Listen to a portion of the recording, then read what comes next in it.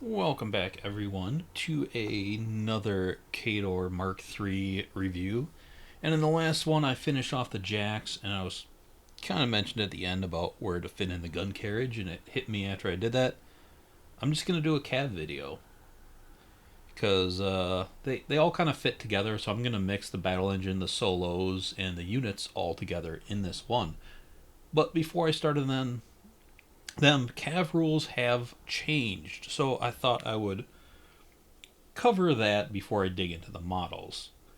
So there is no more light and heavy cav, there is just cav. Mount attacks have changed a little bit where before it had to be marked on a card if you could make a mount attack outside of a charge, but now all cav can do that. That's just inherent. Mount attacks are 2d6 plus the power of the mount. You don't take the model strength or any weapons, it's just mount plus 2d6. But you can always do them. So if you do it with a charge, that is your mount attack, your impact. But if you are not making a charge, you can do that in addition to your other attacks. So it's kind of like you got an additional weapon. Which again, very freaking cool. On charges, it used to be +2, now it's an additional die. But it actually specifically says it's boosted, not just an additional die. Because boosted and additional die are two different things since you cannot boost twice. That does not affect the impact attack, so impact attacks cannot be boosted on attack or damage rolls. Now, this doesn't say it in the rules because it's on all the cards, but ride-by attacks were gone, but heavy cav and light cav both have reposition now. I think it was called Reform in Mark II, where it's typically is most heavy cav have a 3-inch reposition, and the light cav have 5-inch for the most part. There might be some variances here that I haven't seen. But that is kind of the update with the cav models. So onto the battle engine there, or the gun carriage, I should say, our battle engine. It got some really nice upgrades. The base stats, kind of, well, not even on them. So it used to be speed 7, now speed 8. That's gaining additional speed on something that's a huge base. I consider that a big deal. Strength 14, which will matter later compared to 12. That's a nice upgrade. Mat 6, Rat 5 is the same. Defense went from 10 to 9. Who cares when your number's that low? You're not going to be missed. Especially when you're a huge base and you can't hide behind things as much. Armor 20.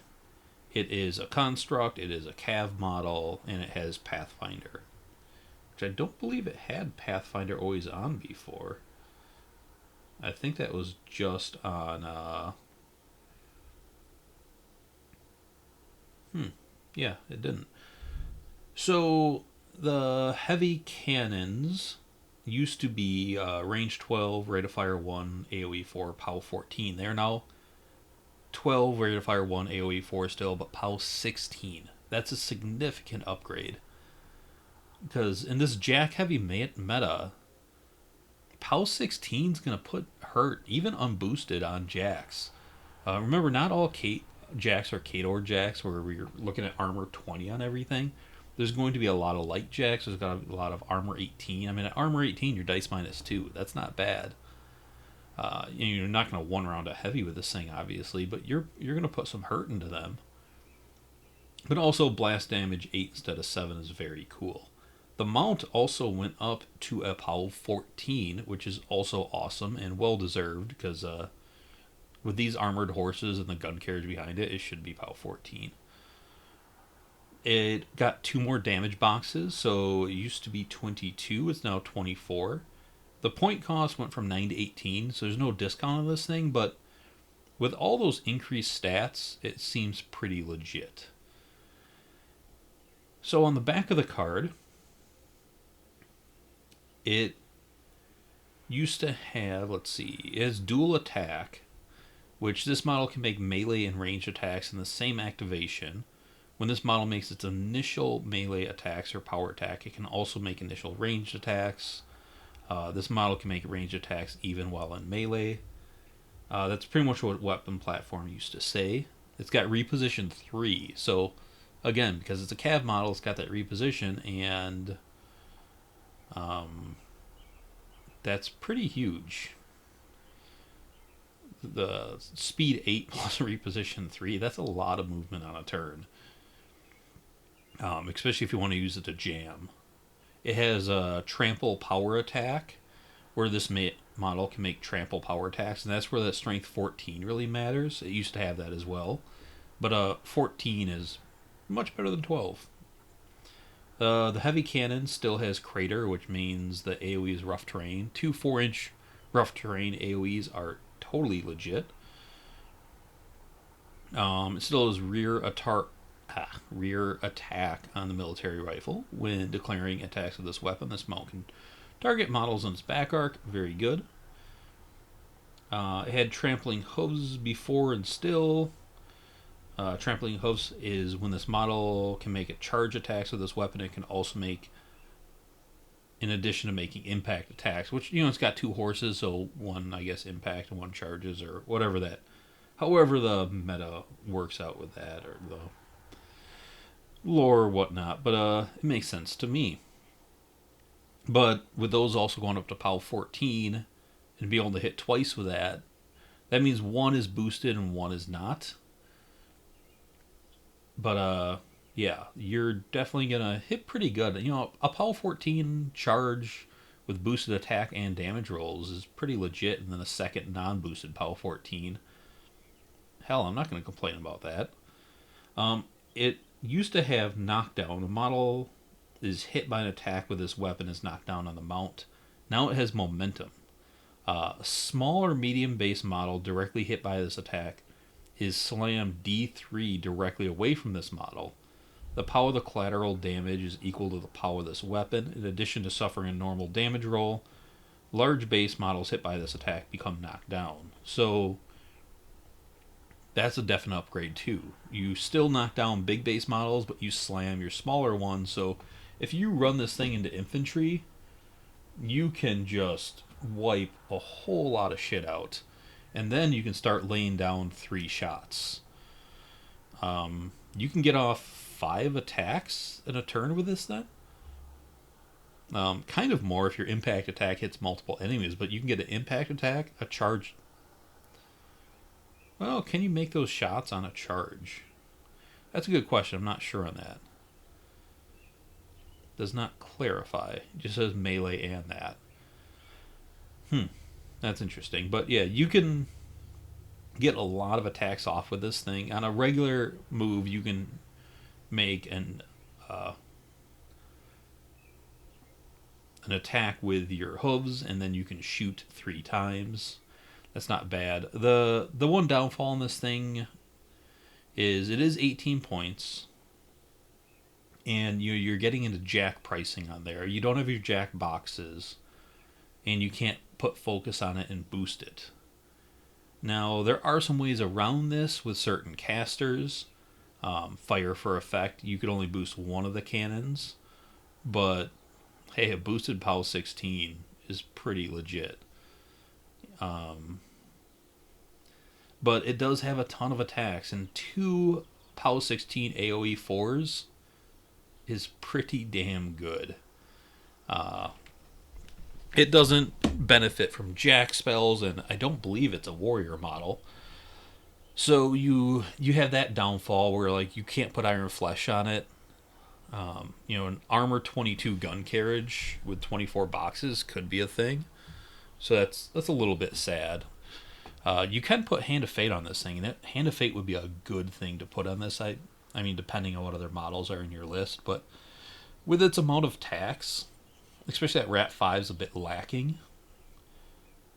It is a Winter Guard, which is cool, but you can't boost it with Joe because Joe says Winter Guard units, not solos. So that's also a sad day. Because, holy crap, this thing would be so badass if you could put Joe on it and just snipe everything with those cannons. Because range 12, speed 8, that's something too. It does benefit from Vlad 3's feat because it is a cav model. And trying to think what other cool synergies is. I don't think it's war model, so you can't do it. Vlad 2's feet on it, which is sad. Because that would be sweet. Speed 11, Rat 8, Mat 9, Armor 23. That would be all the fun. Just shove it down people's throats. But I think it got good enough where we're going to start seeing some play with it. I mean, it had some play in Mark II, not a ton, but it did got a lot of nice upgrades. So next we're going to go into solos. I'm going to start with Fenris. And I don't know, I think Fenris might be a little sad in Mark III. I'm not entirely sure yet. So he's speed 8 mounted, 6 dismounted because he's a Dragoon. Strength 7, Mat 8 is the same. Rat 4, who cares, no range. Defense 13 still. Armor 16, 14. 16 mounted, 14 unmounted. Command 8. Lost Abomination, which, Terror and Abomination are gone, but he gained... Well, he had Tough before. The sad thing with that is he didn't gain anything for losing Abomination. But you can kind of put him within your army now. Before I had issues with him because I couldn't fit him. Like, he had to be so far off to the side so he didn't screw over my own models. And now you can kind of have him run within your army. So that's kind of an upgrade in a way. Especially getting him in feet range for Vlad 3. The Fell Blades went down to PNS 12 Weapon Masters. They're still magical, but they used to be 13s. I don't totally... Well, yeah, that is kind of sad day. Because he's got 2 attacks, he could put some serious work on a charge into a Jack. And I know that's only -1, but it hurts. The mount is POW 12, which is fine. 10 boxes on the horse, 5 on him still. He went from 5 to 9 points, so just less than double. And solos in this game kind of got more expensive because a lot of units and jacks went down pretty far in cost, but solos rarely did. He did go down 1 or a half, depending on Mark II, Mark III, how you look at it, but 9 points for a solo, even a Dragoon, is kind of a lot. He still is Berserk, still is Dragoon, so when he's mounted, he has those stats. He's got reposition 3 well mounted. He loses that when he's not. His leadership to Doom Reavers used to give him silence. And he used to have silence himself. That's gone. No more silence. Silence. Can't talk. But now he has a relentless charge, which you get Pathfinder on the charge. That's kind of cool. I don't know if it's better, but kind of makes Doom Reavers pretty scary. But silence, well, it's pretty important. And then he's still got Spell Ward. So the sad thing about Fenris in this mode is that POW 12 hurts him a little bit, taking on heavies, and he used to be that infantry clearer, especially on Vlad 3's feet. With 2 sidesteps and reach and Berserk, he could just kill an entire infantry. But now there's going to be less infantry for him to do that with. And that was the main list I think we saw him a lot in. Sometimes it was in Butcher 2's Mad Dog of Wars, which we're going to see what works on that. He might still be worth bringing in a Doom Reaver spam army because Relentless Charge will be really cool. But it is still his command range. He has command range 8. So it's not the biggest bubble, but it's a pretty good bubble. But the other part of me that keeps thinking is armor 16. Yes, it's 10 boxes on the horse, 5 on him, but he goes down to 14. In a Jack heavy meta, people are going to be able to shoot that off the table pretty well. And I have questions about his survivability. It seems like you're going to be able to dismount Fenris so easily. He's a large base, he's hard to hide. Defense 13, armor 16. For 9 points, it just seems like, hey, I see Fenris on the table. He's going to be a target. I am going to eliminate him, and you're going to get nothing for his 9 points often. I just kind of have that fear because he is Fenris, and he is scary if he gets in there, and I don't think anybody's going to let him get in there, and there's really no way to help him get in there that easily. I mean, you can put a cloud on him. Well, we can't even put clouds on him because he can't get spells on him, so you can't even, make him harder to hit from range that easily. You can put him in behind models or kind of you still use him as a flanking or late game option, but people are going to focus him and kill him, and I'm kind of worried about that. So I don't really know his role in Mark III because it just seems he's going to be so easy to remove. And, in Vlad 3, there's a post on the forums right now kind of talking about him in a Vlad 3 list, and there's some good points in there. With less infantry, and Vlad 3 lists already have so many ways to destroy that infantry, what do we need Fenris in there for? If you take a rifle corps with a Vlad 3 and put Hand of Fate on them, they can take care of all the infantry. And then you kind of go jack heavy with Vlad 3 and get all of his jacks to get that sidestep and sprint and kind of jam up armies that way. I don't know if he's got that role. Now, our other Dragoon, Man of War, I think does have a good place. So, he was speed 7 on his horse 4 off it. That's the same. Strength 9, mat 8, still the same. Rat 6. His defense went down to a flat 10 from 11. But his armor used to be 19/17 on and off the horse. It's now 18/16. But his shield cannon now gives him +2 armor in the front arc only, of course. But that puts him up to a 20/18 against front arcs, or unless they have a chain weapon that ignores shields and bucklers. But that's a straight up armor upgrade to a guy that was already pretty beefy. His shield cannon's the same, range 6, power 14. But, it did get that shield I just mentioned. His Annihilator Blade is still range 2 or reach from before. PNS 14 Weapon Master. That's pretty sweet. Mount is still a POW 14. And he is still 10 boxes on the mount. 8 off. And this guy's going to be a lot harder to remove because armor 20 is a lot different than armor 16. His cost is the same 9, but he's non-character, so field allowance is 2. He used to be field allowance 1. Now, bringing in 2 of these guys is 18 points, and you can bring in a pretty good jack for that, but this guy's a pretty scary model. Now, for those points, you do have 18 boxes. It kind of puts him in an expensive light jack territory that you can't boost with focus on that stuff, but he's also speed 7 with reach, so he's got really good threat range there. On a charge, you get another 3 inches, so that's 10, plus those 2. So that's a 12-inch charge range without boundless charge or feats or any of that other stuff on him. So with people like Strakov and a lot of models, you can send him from downtown pretty well. Now, on his back, he's got counter charge still, which is excellent. The Dragoon rules, which are just covered with Vlad reposition 3. Because he's a Man of War, he is now repairable, like all Man of Wars are, which is really sweet. He is steady.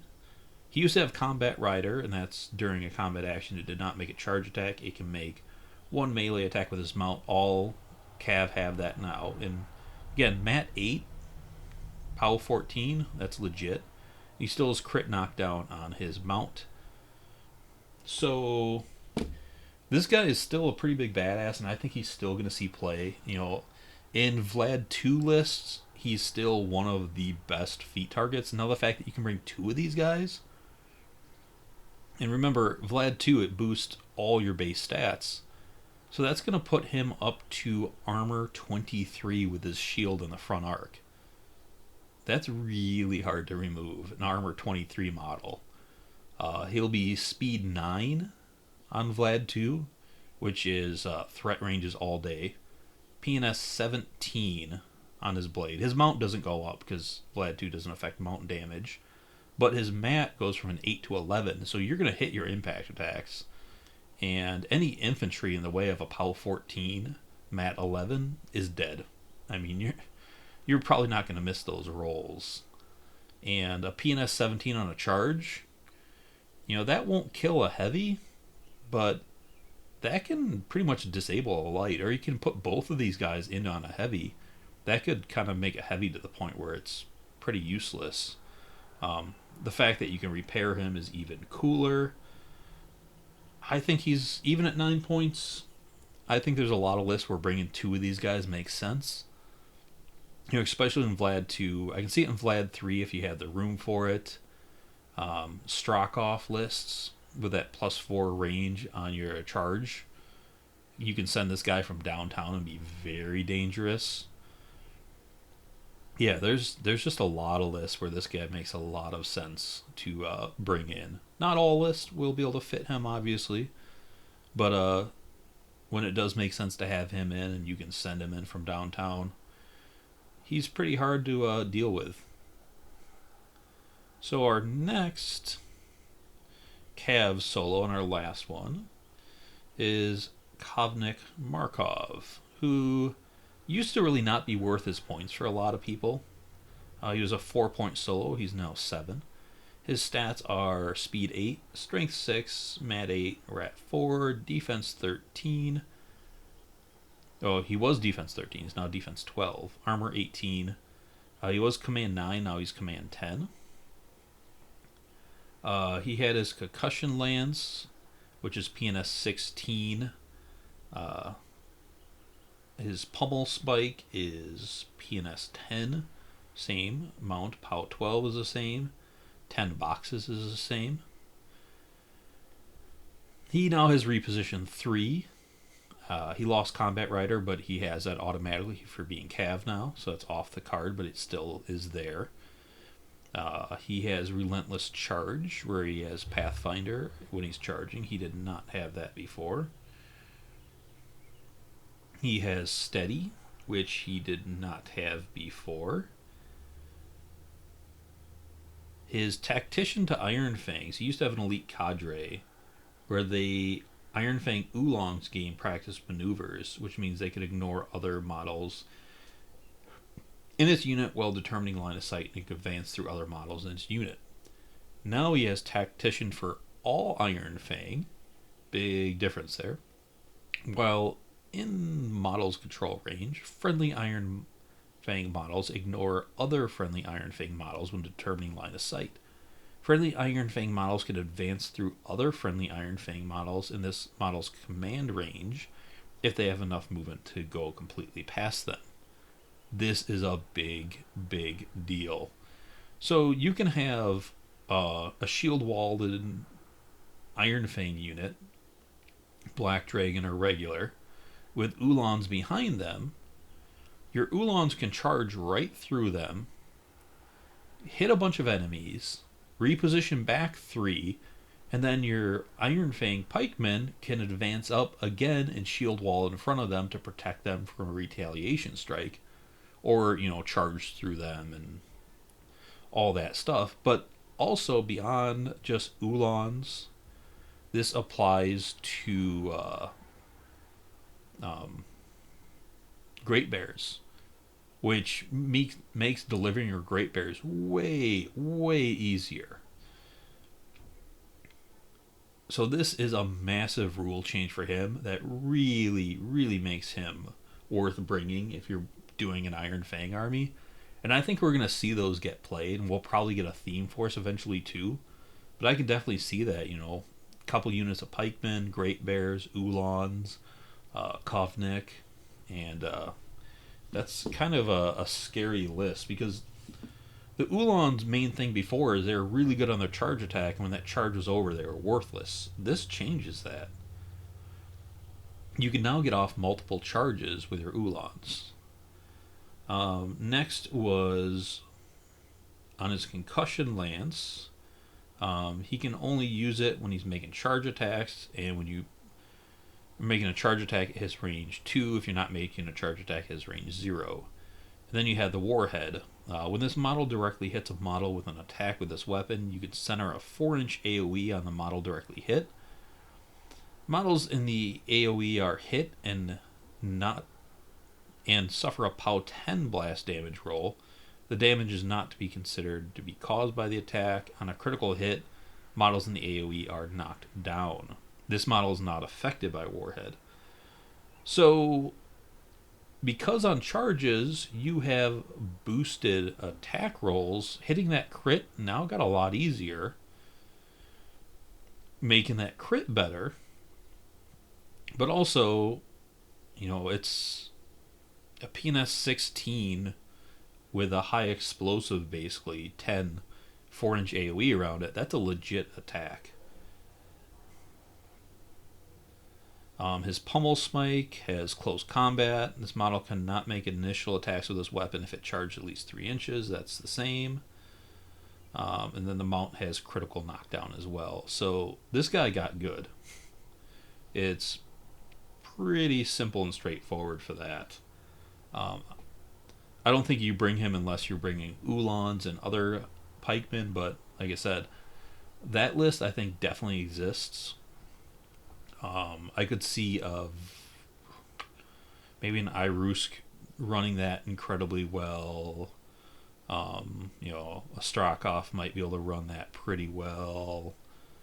We have a lot of casters that could probably run that army pretty damn well. Possibly a Butcher 1. So many. So we're going to see that. So I guess onto the units here. And since I just talked about him, I'm going to go straight to the Uhlans, and I'll come back to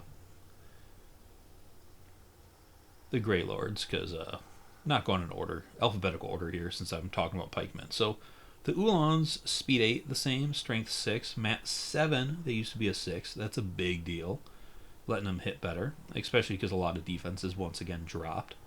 Rat 4, defense 13 used to be, now they're 12, so that went down 1. Armor 17. Blasting Lance, PNS 16 still, and it's that same thing, kind of like Markov I just talked about. You can only use it on a charge. The Short Spear stayed PNS 10. Mount is 12. They still have 5 boxes each. They are now FA2 instead of FA1, which is a pretty big deal, because they used to only be able to bring 2 units in a Vlad list. They are, however, 12 points for a minimum, 20 for a max. They used to be 7 and 11, so they slightly went down in cost, but it's going to be hard to fit 2 max units. I mean, that's 40 out of your 75 points. Now, you could do 2 min units, though. They have Relentless Charge. Awesome. They used to have that as well. Reposition 3. Again, all cap models have that now. Steady. They used to not have Steady. That's a very big deal. Wall of Steel replaced Defensive Line, which it's the same thing, just a different wording. Well, this model is base to base with 1 or more models in its unit. It gains +2 arm. So that'll put him at armor 19, which is pretty legit. And if you throw Iron Flesh at him, armor 21, that's a solid wall. Blasting Lance, critical knockdown, still have that, but keep in mind, boosted charge attack rolls now means that's going to happen a lot more often. The Lance already covered that. It's range 2 on a charge, range 0 out of a charge. And then the Pummel Smite spike you can only use if you did not charge at least 3 inches. The mount lost critical knockdown, though. I don't think that's a huge deal. You didn't hit that as often anyways. So these guys got slightly better alone because of the mat 7, because of the reposition, because Iron Flesh is now helpful to them, because of the increased chance of crit knockdown, steady. But when you add Markov to them, they got a lot better. And again, that Iron Fang list, definitely going to be a thing. Slightly better with Vlad 2, even without Markov, because now they're going to be mat 10 on feat turns. And yeah, good luck surviving that. And then, just damn good. The Outriders, next unit, speed 9, strength 5, mat 5, rat 4, defense 13, armor 15, same as before. Pathfinder, Cav model, immunity to cold. The rune axe is still PNS 10, but now it's a 1-inch reach, not a half-inch. The mount is still a POW 10. They have 5 damage boxes each. The min unit stayed the same. It used to be cost 6, now it's cost 12. But the max unit is now cost 20, where it used to be cost 9. So this is one of those rare things where a model went up in cost, not down at all, which is kind of concerning, especially because they're FA2. But also, we're in a meta that's going to have less infantry, and they're kind of infantry clearers. I mean, there still is going to be cricks and some stuff like that. But, if they follow the rule of most of that other stuff, they would have probably been like 17 for a max unit, 11 for a min. That would have been a lot better than 20. So, their spell list stayed the same. They always have concealment, snow wreath, wreathed, I don't know. Frostbite is the magical shotgun, spray 8, POW 12. There's still magic ability 6. And they still have Winter's Wind, where target friendly faction model with immunity to cold. If the model is in within range, it gains freezer. Winter's Wind lasts for 1 round. When an enemy model without immunity to cold ends its activation within 2 inches of a model with freezer, the model becomes stationary for 1 round. And reposition 5. So, yeah, they stayed the same, but they went up in cost. And we're going to see less infantry. Now, some of the cool things outside of just them is the Colden Lord now gives Battle Wizard to all Greylords, but you have to be in his command range, and that's 9-inch bubble. And the Greylords are moving fast, and it's hard to keep them in someone's bubble. So that's kind of a trick. And the fact that mounted or Cav now get boosted charge attack rolls, they can actually charge things. Because before that, Mat 5, you would never even attempt to charge something. Now it's kind of tempting to try to get that Battle Wizard off with them, get him a little bit deeper.